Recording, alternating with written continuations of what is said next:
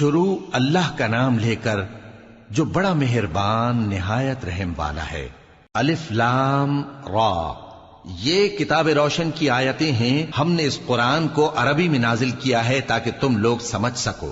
اے پیغمبر، ہم اس قرآن کے ذریعے سے جو ہم نے تمہاری طرف بھیجا ہے تمہیں ایک نہایت اچھا قصہ سناتے ہیں، اور تم اس سے پہلے بے خبر تھے۔ جب یوسف نے اپنے والد سے کہا کہ ابا، میں نے خواب میں 11 ستاروں اور سورج اور چاند کو دیکھا ہے، دیکھتا کیا ہوں کہ وہ مجھے سجدہ کر رہی ہیں۔ انہوں نے کہا کہ بیٹا، اپنے خواب کا ذکر اپنے بھائیوں سے نہ کرنا، نہیں تو وہ تمہارے حق میں کوئی چال چلیں گے۔ کچھ شک نہیں کہ شیطان انسان کا کھلا دشمن ہے، اور اسی طرح اللہ تمہیں برگزیدہ و ممتاز کرے گا اور خواب کی باتوں کی تعبیر کا علم سکھائے گا، اور جس طرح اس نے اپنی نعمت پہلے تمہارے دادا پر دادا ابراہیم اور اسحاق پر پوری کی تھی، اسی طرح تم پر اور اولاد یعقوب پر پوری کرے گا۔ بے شک تمہارا پروردگار سب کچھ جاننے والا ہے، حکمت والا ہے۔ ہاں، یوسف اور ان کے بھائیوں کے قصے میں پوچھنے والوں کے لیے بہت سی نشانیاں ہیں۔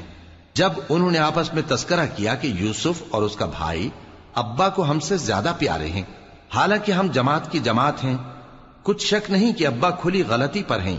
یوسف کو یا تو جان سے مار ڈالو یا کسی ملک میں پھینک آؤ، پھر ابا کی توجہ صرف تمہاری طرف ہو جائے گی، اور اس کے بعد تم نیک لوگوں میں ہو جاؤ گے۔ ان میں سے ایک کہنے والے نے کہا کہ یوسف کو جان سے نہ مارو، کسی اندھے کنویں میں ڈال دو کہ کوئی راہگیر اسے نکال کر کسی دوسرے ملک میں لے جائے گا۔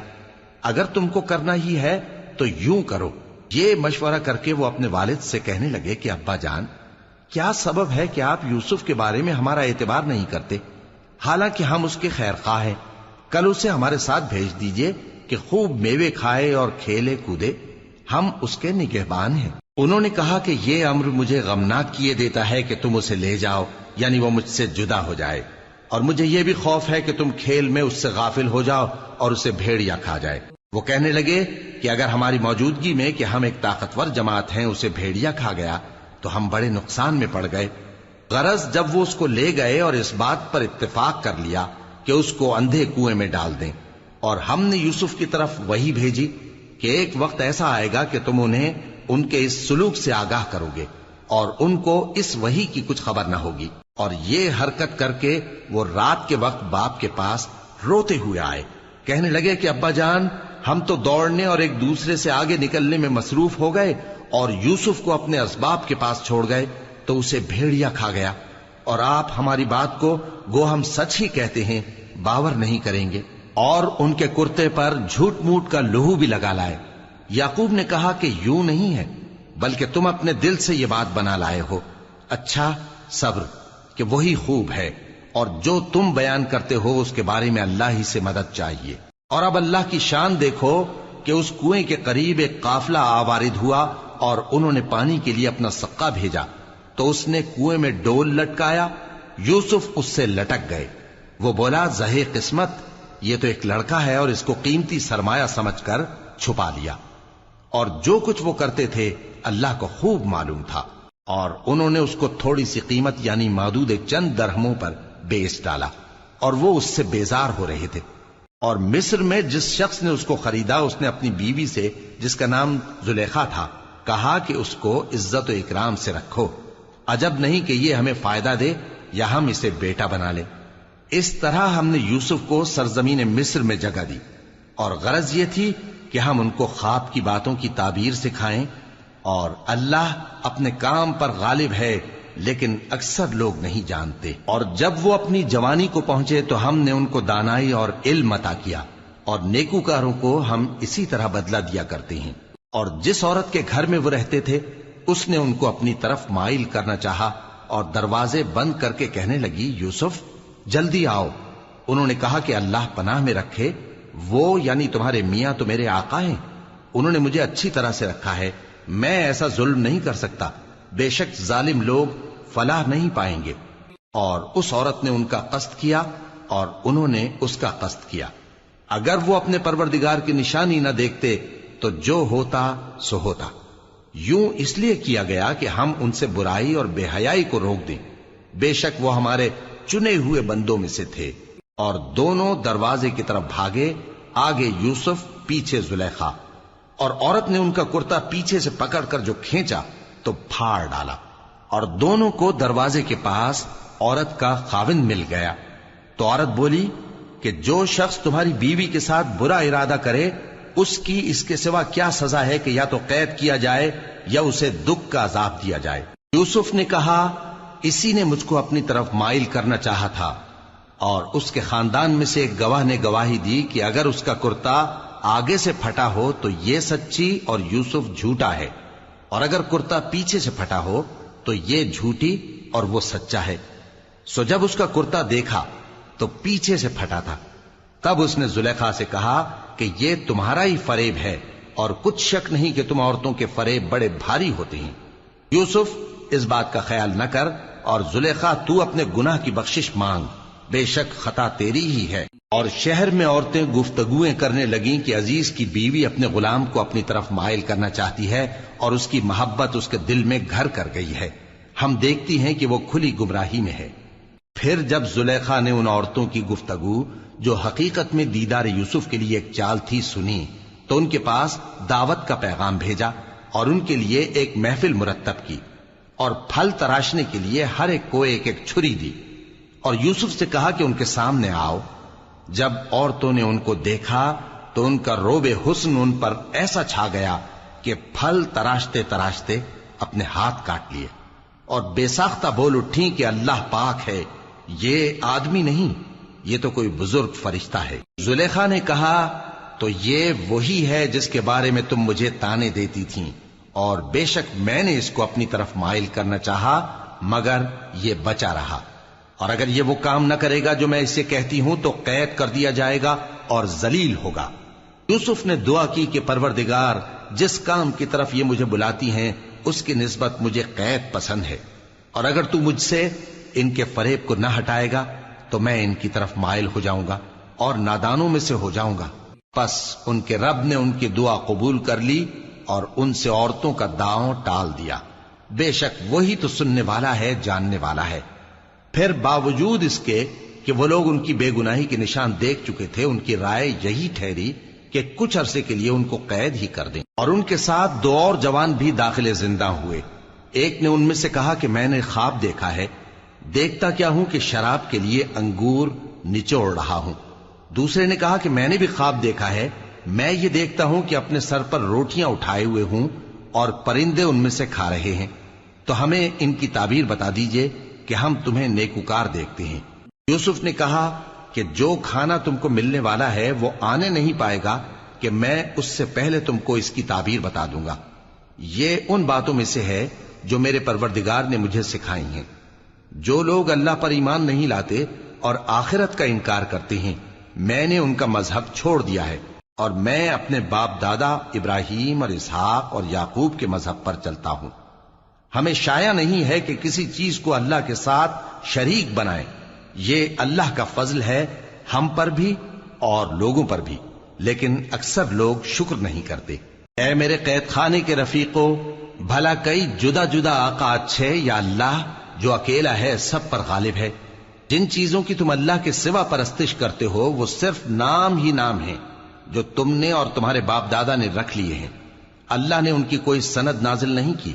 سن رکھو کہ اللہ کے سوا کسی کی حکومت نہیں ہے، اس نے ارشاد فرمایا ہے کہ اس کے سوا کسی کی عبادت نہ کرو، یہی سیدھا دین ہے، لیکن اکثر لوگ نہیں جانتے۔ اے میرے قید خانے کے رفیقو، تم میں سے ایک جو پہلا خواب بیان کرنے والا ہے وہ تو اپنے آقا کو شراب پلایا کرے گا، اور جو دوسرا ہے وہ سولی دیا جائے گا، اور پرندے اس کا سر نوچ کھائیں گے۔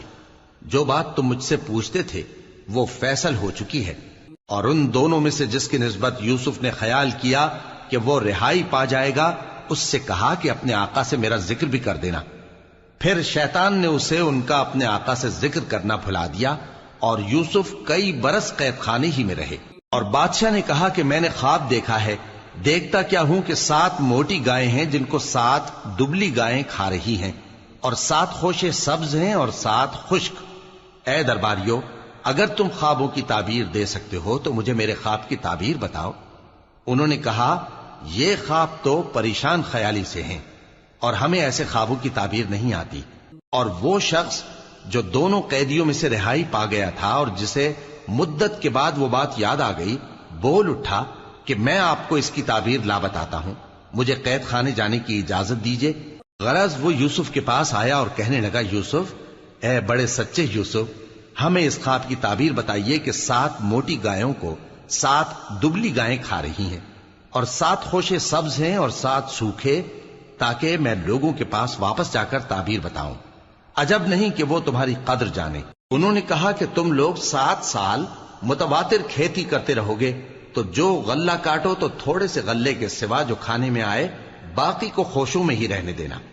پھر اس کے بعد خشک سالی کے 7 سخت سال آئیں گے کہ جو غلہ تم نے جمع کر رکھا ہوگا وہ سب کو کھا جائیں گے، صرف وہی تھوڑا سا رہ جائے گا جو تم احتیاط سے رکھ چھوڑو گے۔ پھر اس کے بعد ایک ایسا سال آئے گا کہ خوب مے برسے گا اور لوگ اس میں رس نچوڑیں گے۔ اور یہ تعبیر سن کر بادشاہ نے حکم دیا کہ یوسف کو میرے پاس لے آؤ۔ سو جب قاصد ان کے پاس گیا تو انہوں نے کہا کہ اپنے آقا کے پاس واپس جاؤ اور اس سے پوچھو کہ ان عورتوں کا کیا حال ہے جنہوں نے اپنے ہاتھ کاٹ لیے تھے، بے شک میرا پروردگار ان کے فریب سے خوب واقف ہے۔ بادشاہ نے عورتوں سے پوچھا کہ تمہارا کیا قصہ تھا جب تم نے یوسف کو اپنی طرف مائل کرنا چاہا؟ سب بول اٹھیں کہ اللہ پاک ہے، ہم نے اس میں کوئی برائی معلوم نہیں کی۔ عزیز کی بیوی نے کہا، اب سچی بات تو ظاہر ہو ہی گئی ہے، اصل یہ ہے کہ میں نے اس کو اپنی طرف مائل کرنا چاہا تھا اور وہ بے شک سچا ہے۔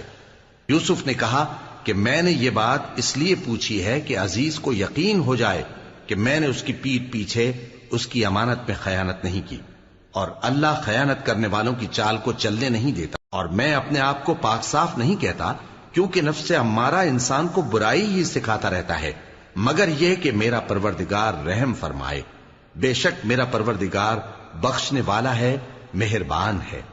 اور بادشاہ نے حکم دیا کہ اسے میرے پاس لاؤ، میں اسے اپنا مصاحب خاص بناؤں گا۔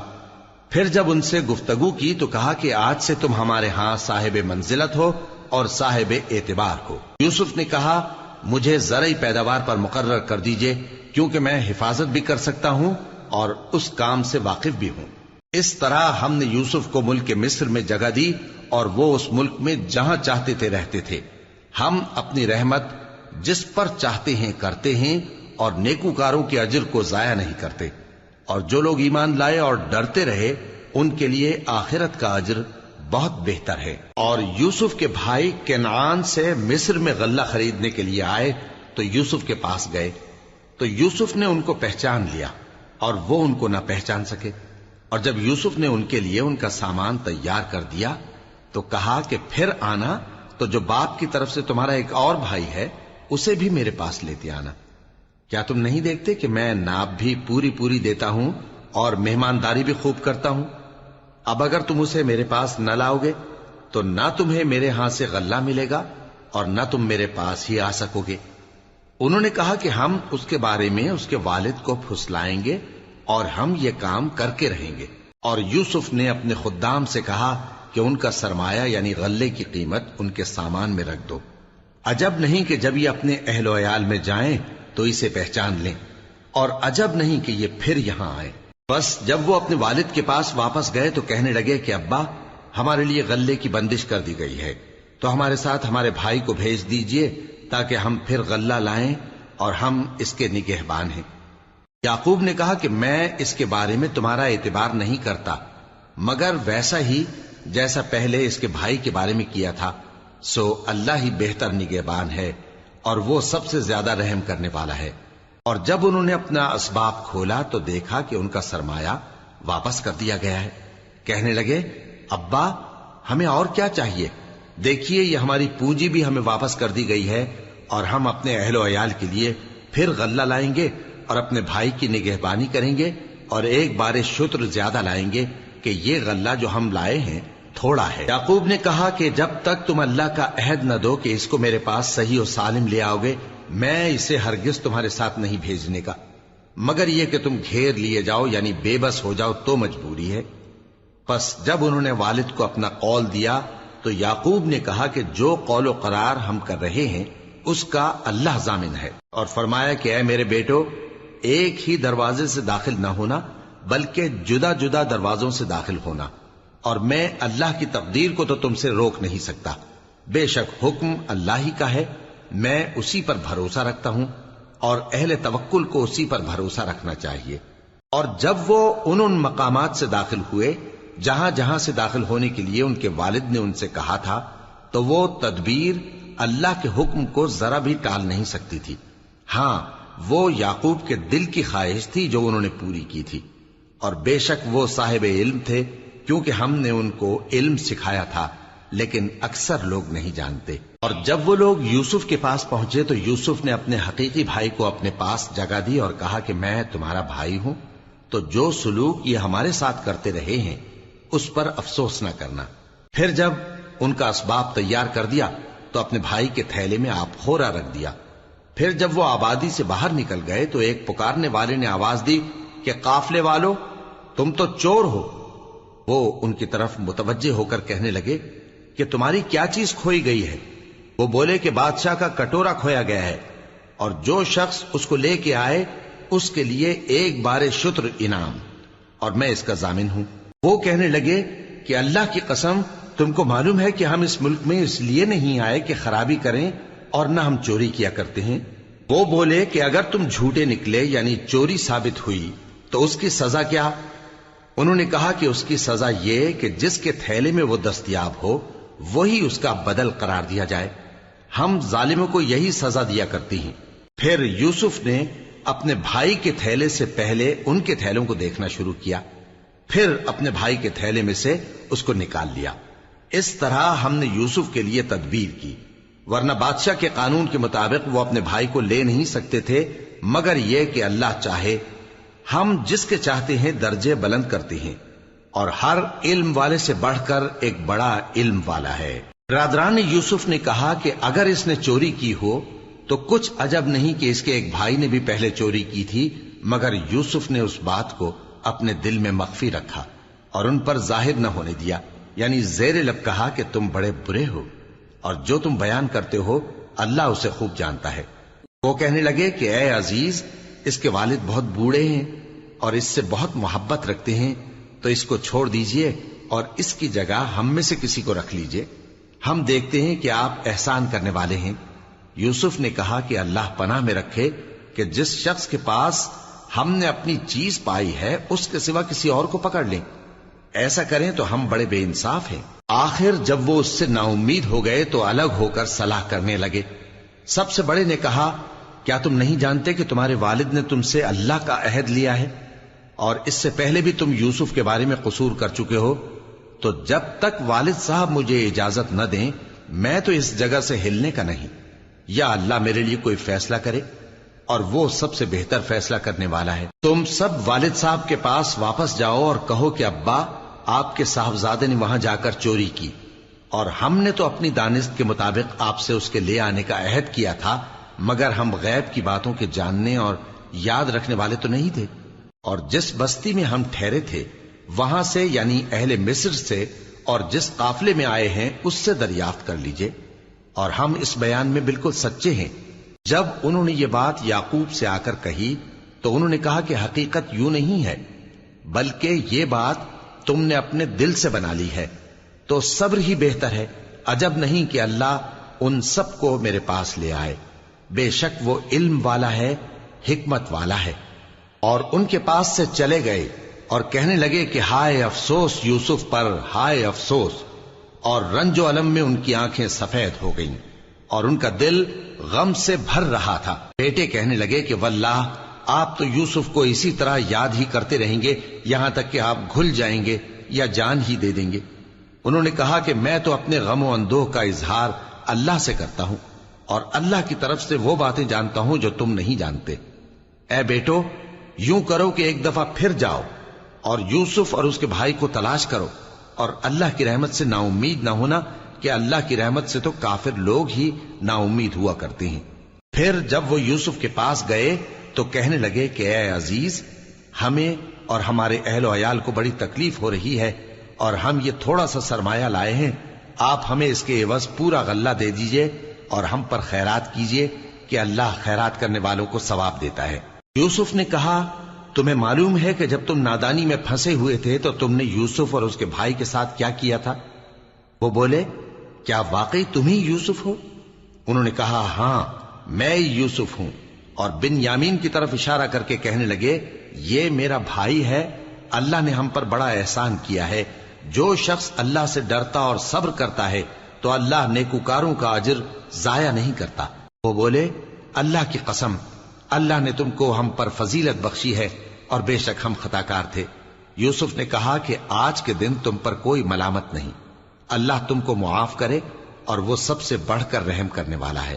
یہ میرا کرتا لے جاؤ، پھر اسے والد صاحب کے منہ پر ڈال دینا تو وہ بینا ہو جائیں گے، اور اپنے تمام اہل و عیال کو میرے پاس لے آؤ۔ اور جب قافلہ مصر سے روانہ ہوا تو ان کے والد کہنے لگے کہ اگر مجھ کو یہ نہ کہو کہ بوڑھا بہک گیا ہے تو مجھے تو یوسف کی بو آ رہی ہے۔ وہ بولے کہ واللہ آپ اسی قدیم غلطی میں مبتلا ہیں۔ مگر جب خوشخبری دینے والا آپ پہنچا تو اس نے کرتا ان کے منہ پر ڈال دیا، سو وہ بینا ہو گئے اور بیٹوں سے کہنے لگے کیا میں نے تم سے نہیں کہا تھا کہ میں اللہ کی طرف سے وہ باتیں جانتا ہوں جو تم نہیں جانتے؟ بیٹوں نے کہا کہ ابا ہمارے لیے ہمارے گناہ کی مغفرت مانگیے، بے شک ہم خطا کار تھے۔ فرمایا میں اپنے پروردگار سے تمہارے لیے بخشش مانگوں گا، بے شک وہ بخشنے والا ہے، مہربان ہے۔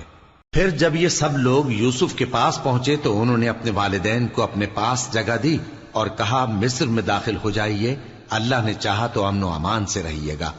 اور اپنے والدین کو تخت پر بٹھایا اور سب ان کے آگے سجدے میں گر پڑے۔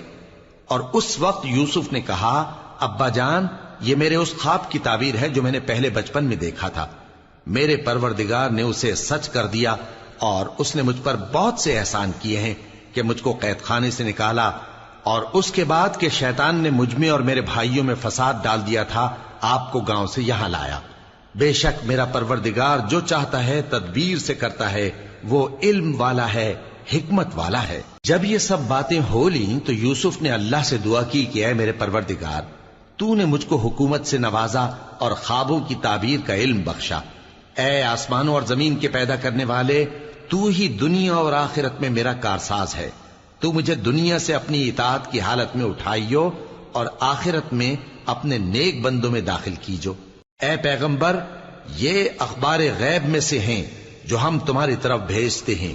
اور جب برادران یوسف نے اپنی بات پر اتفاق کیا تھا اور وہ فریب کر رہے تھے تو تم ان کے پاس تو نہ تھے، اور بہت سے آدمی گو تم کتنی خواہش کرو ایمان لانے والے نہیں ہیں، اور تم ان سے اس خیر خواہی کا کچھ صلہ بھی تو نہیں مانگتے۔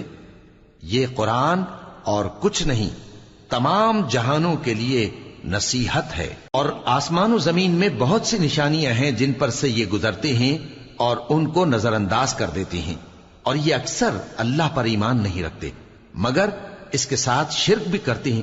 تو کیا یہ اس بات سے بے خوف ہیں کہ ان پر اللہ کا عذاب نازل ہو کر ان کو ڈھانپ لے یا ان پر ناگہاں قیامت آ جائے اور انہیں خبر بھی نہ ہو؟